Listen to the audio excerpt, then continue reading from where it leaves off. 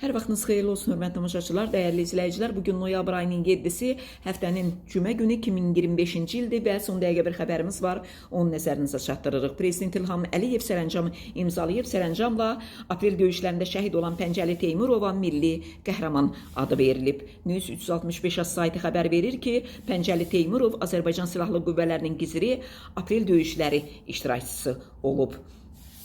Hərbi tapşırıqları uğurla başa çatdırdığına görə müxtəlif döyüş mükafatları, medallarla təltif olunan Pəncəli ən böyük mükafatının 2015-ci ilin 24 iyununda almışdı. 2015-ci ildə işğal altında olan Kəlbəcər rayonunda xüsusi əməliyyat zamanı Ermənistan ordusuna məxsus bir neçə hərbi texnika, ağır artilleriya və 20-dən çox hərbiçi məhv edilmişdi. 11 aprel 2016-cı ildə doğulduğu Astara rayonunda Əzərud kəndində dəfn edilmişdi. Allah rəhmət eləsin.